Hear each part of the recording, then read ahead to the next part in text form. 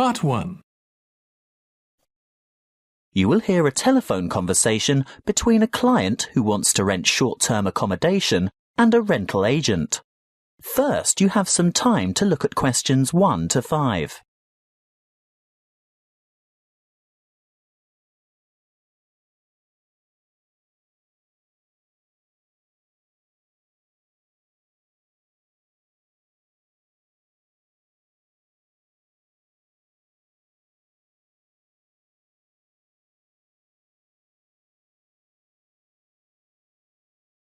Now we shall begin.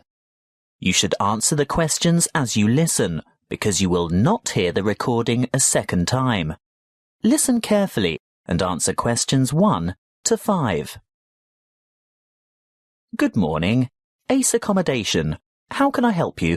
Good morning. I'd like to organise some short-stay accommodation on the Gold Coast, please. Certainly. Who am I speaking to? Miss McKinley. Sylvia McKinley.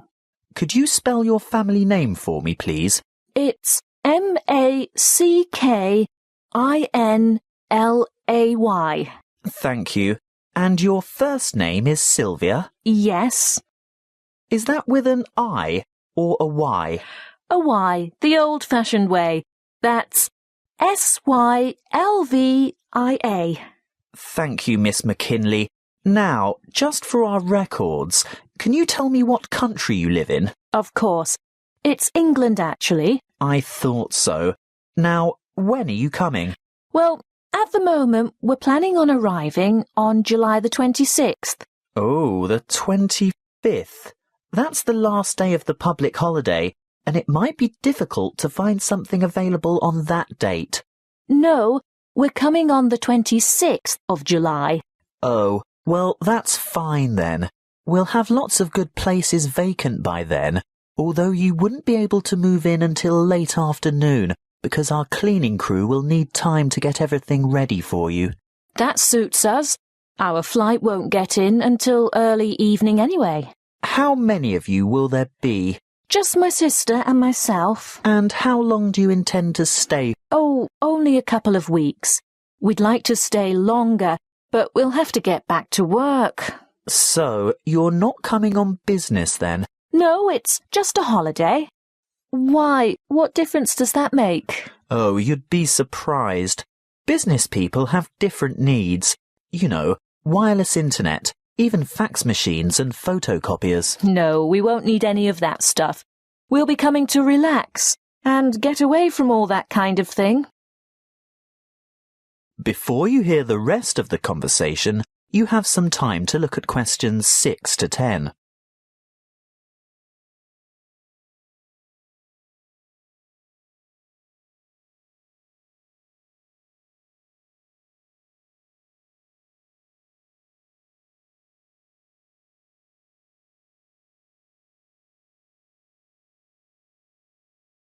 Now listen and answer questions 6 to 10.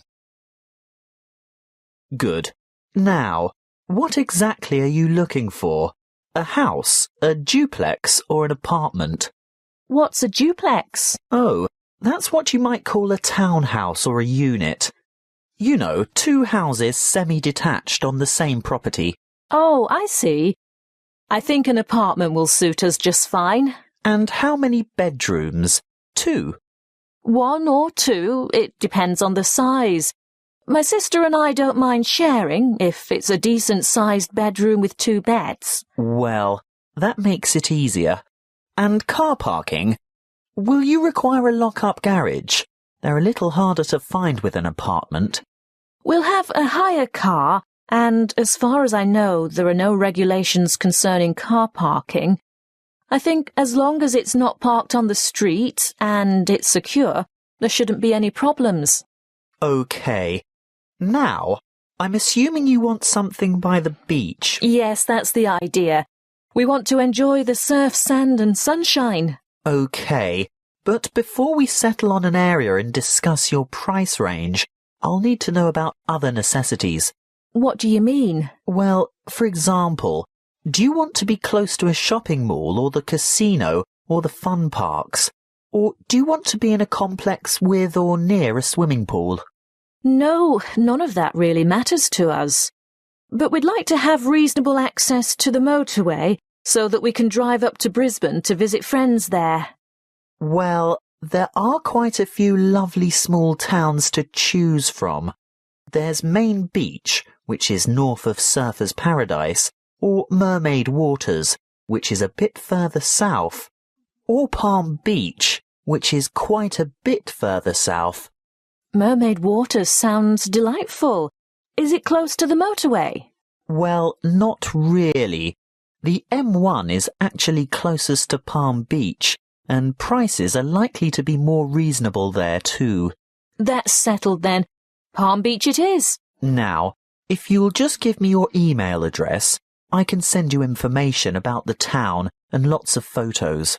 Well, my email is smac13@hotmail.com. And one final thing. How much are you looking to spend per week on accommodation? Do you want something at the luxury end of the market? You know, newly redecorated, great views, all the mod cons? Not necessarily. Could we get something clean, comfortable and reasonable for $1,200 a week? Could you stretch that to $1,500 a week? I've got a property in mind that you'll absolutely love, but you'd have to go to $1,500. $1,200 wouldn't cover it. All right then, but that's our top limit. Good. I'll get onto this straight away, and there should be something in your inbox shortly.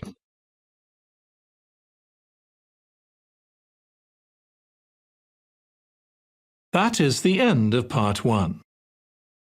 You now have 1 minute to check your answers to part 1.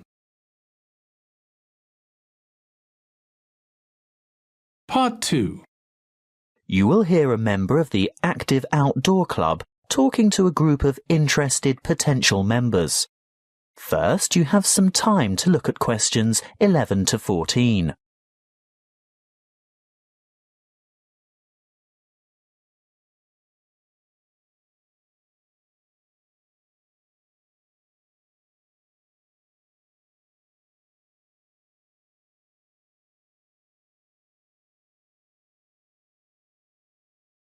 Listen carefully and answer questions 11 to 14. I'd like to welcome you all to our Active Outdoor Club. I'll start by telling you a little bit about the history of the club and all that it can offer, and there will be a chance for you to ask questions over tea and coffee in the lobby afterwards. You'll also be able to pick up pamphlets from the table at the back of the hall, and if you wish to purchase any of our products, Bill will serve you at the front counter. As most of you probably know, the club was founded by Nick Noble about 30 years ago. He thought of placing an advertisement in the local newspaper or erecting a billboard somewhere, but it was the radio that he decided on to reach the most people. You know, other people who might be interested in outdoor pursuits. Just basic activities like walking or tramping. Anything active that could take place in some of the beautiful outdoor settings that this country has to offer. Nick was overwhelmed by the response he got, and the club soon grew from a dozen or so friends and enthusiasts to around 200 members 20 years ago, and steadily since then to reach a membership of over 2,500 now. You don't have to be a hardened athlete or extreme adventurer. On the contrary, it's a group that encourages friendship and fellowship through social and recreational activities. The club tries to cater for all levels of maturity and both genders. In fact, anyone who has the physical ability and a moderate level of health and fitness to participate in open-air activity on a regular basis. I think our youngest member is a 5-year-old boy, and our oldest member is a 75-year-old man. Of course, we have more challenging opportunities for those who are up to it, but all excursions are graded according to level of difficulty, and there will always be something for those families with small children. More about that later. I'm sure you realise that it's part of the focus of the club to ensure that our natural environment is kept as pristine as possible. We all have a keen interest in conservation, and many of our members contribute their time or give a monetary donation to organisations that work to enhance and beautify our natural heritage. Before you hear the rest of the talk, you have some time to look at questions 15 to 20.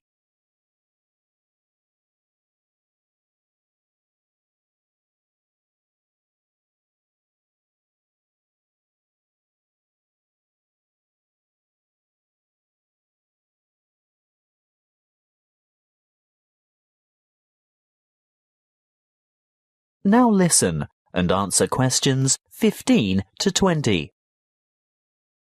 OK, now going back to the grades of activity, first of all, tramping.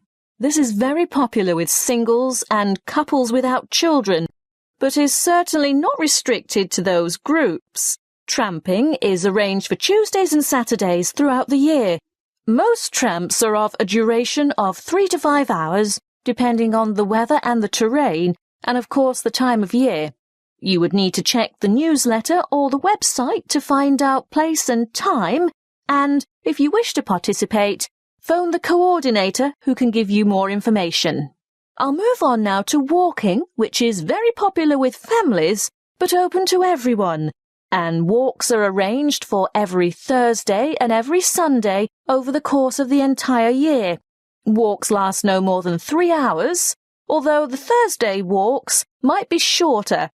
And again, you would have to check the newsletter for details of the time and area to meet and get in touch with the walking organiser to confirm your participation. Now, the Wanderers are what you might call a subgroup of the Active Outdoor Club. This group was set up to cater for the less active, more elderly, or families with very young children who still want to enjoy the great outdoors, but without quite so much exertion. Bear in mind that the length of these activities is variable, but we're always home before dark. Any member of the club is welcome to join in their activities on a Sunday, which include visiting some of our more beautiful parks and botanical gardens, beach walks, picnics, and even boat trips to visit some of the small islands off the coast. Often guided tours can be arranged if there is enough interest. If you'd like to see what the Wanderers are up to, check the website and then phone the leader for more information. I'll bet you're all ready for that cup of tea now. But before I finish, I really must mention something that can be a lot of fun.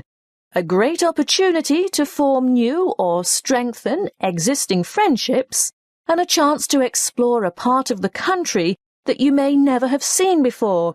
These are our mystery weekends. The committee puts a lot of time and effort into the organisation of these weekends away, not only for health and safety reasons, but also to ensure that everything runs smoothly and everyone has a good time. There will be a charge to cover travel and accommodation costs, but apart from that, it's an affordable and exciting weekend away from the city. For more information, call the chairman of the committee. You'll find his phone number in the newsletter. So, that's all I have to say at this point.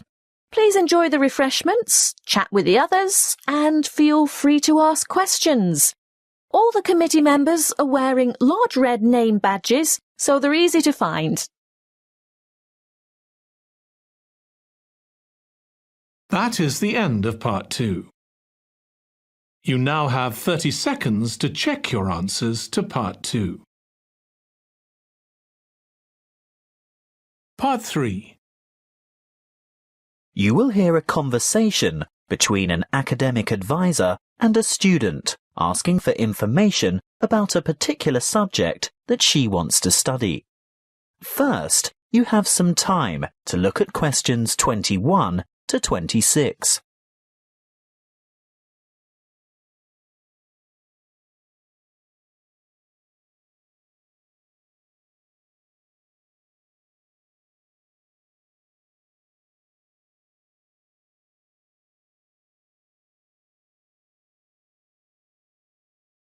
Listen carefully and answer questions 21 to 26. Come in and take a seat. Thank you. Now, you've made an appointment to see me with regard to one of the papers you want to enroll in next semester.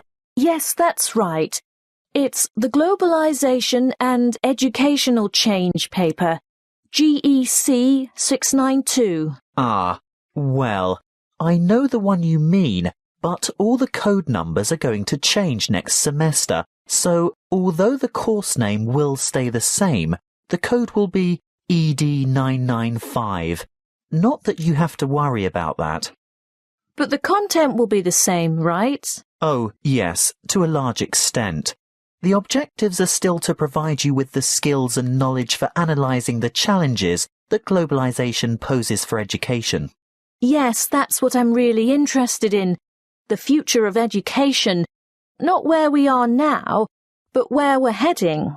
Well, you'll most likely enjoy the course because it'll give you the opportunity not just to explore, but also to document the advancement of new educational developments.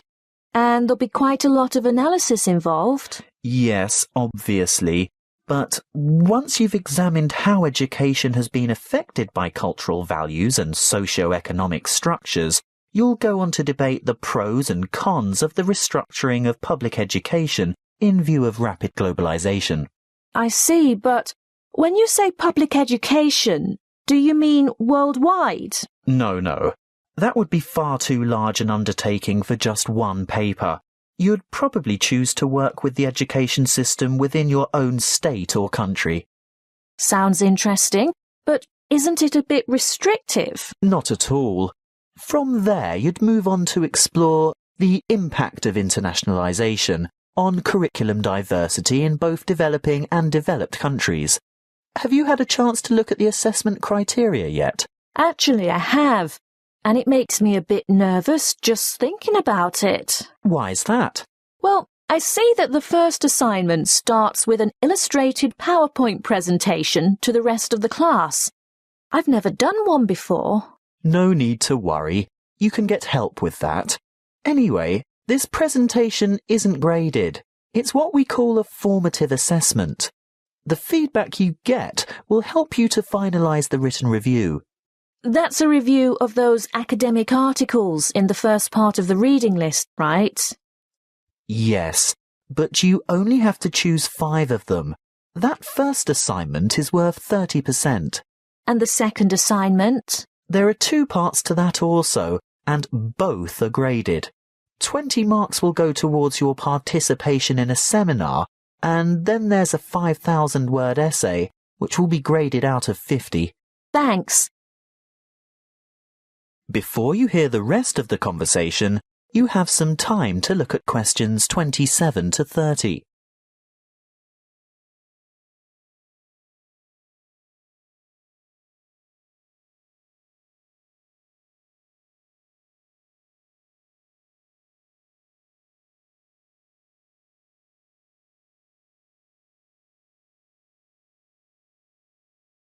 Now listen and answer questions 27 to 30. Is there anything else I can help you with? Yes, the reading list is quite long. Where do you think I should start? Well, I'd suggest you leave the articles until the semester is underway, but a good preparation would be to look at some of the major texts. These ones here. In any particular order?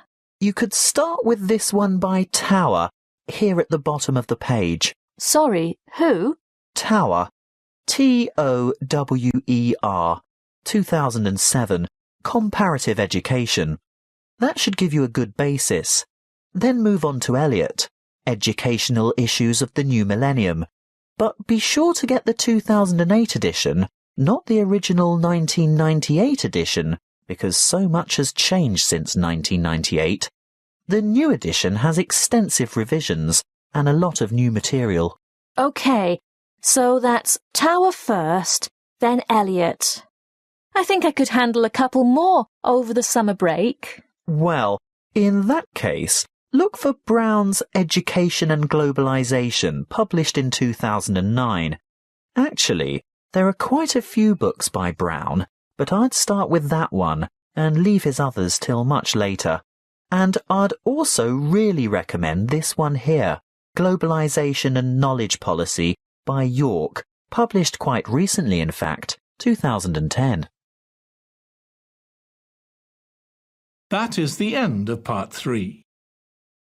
You now have 30 seconds to check your answers to Part 3. Part 4. You will hear a lecture on immunity and immunization. First, you have some time to look at questions 31 to 40.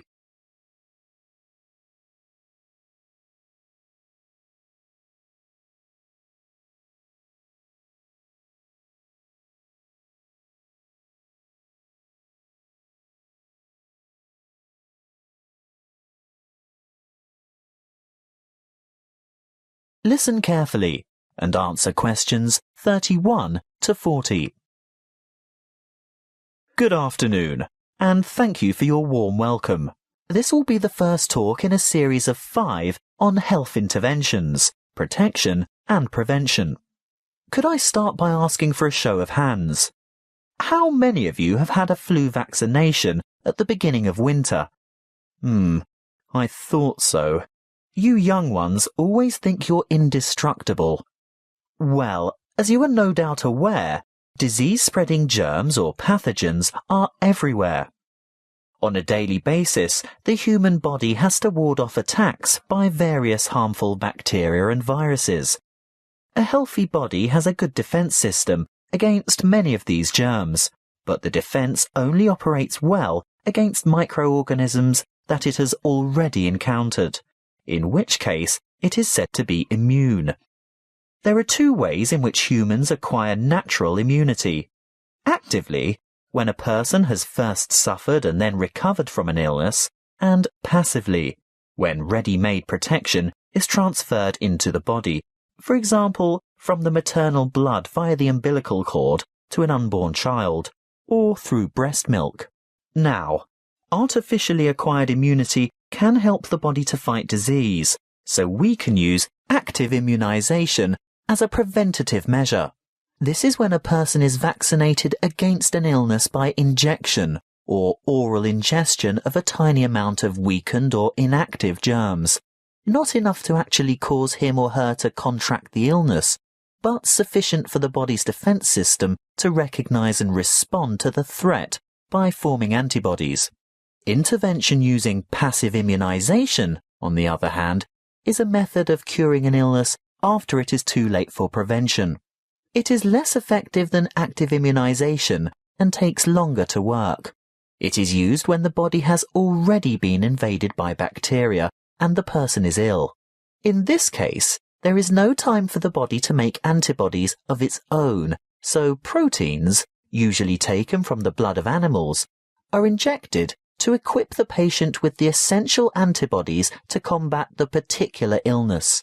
Let's have a quick look at a bit of history. The discovery of vaccination to boost the body's immune system by making it sensitive to particular disease-causing bacteria was made by an 18th century English doctor called Edward Jenner. He noticed that survivors of smallpox, a common but extremely dangerous disease, never contracted the disease a second time. In other words, they were immune.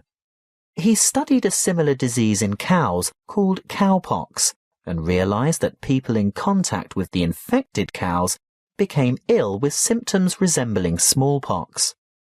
However, this disease was quite mild by comparison, and those who contracted cowpox were then immune to smallpox. He conducted an experiment by injecting a child with a small amount of pus taken from a cowpox pustule. The child subsequently became ill, but soon recovered.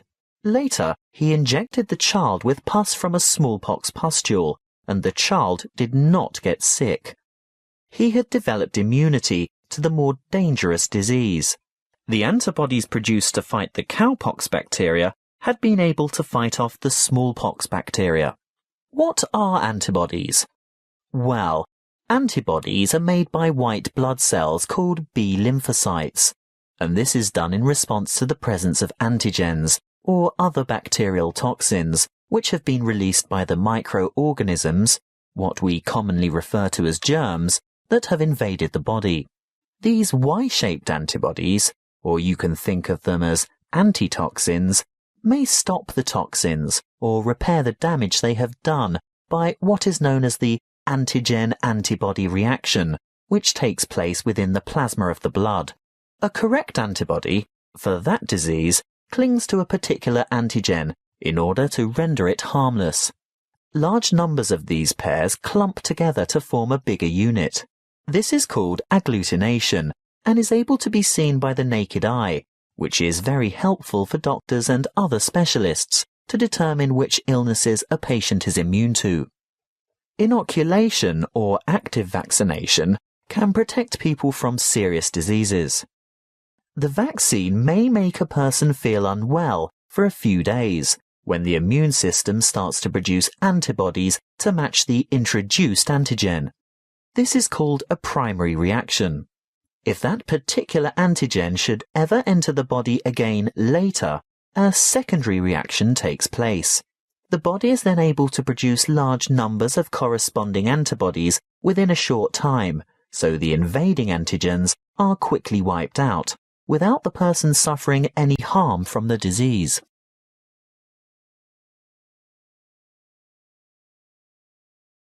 That is the end of Part 4.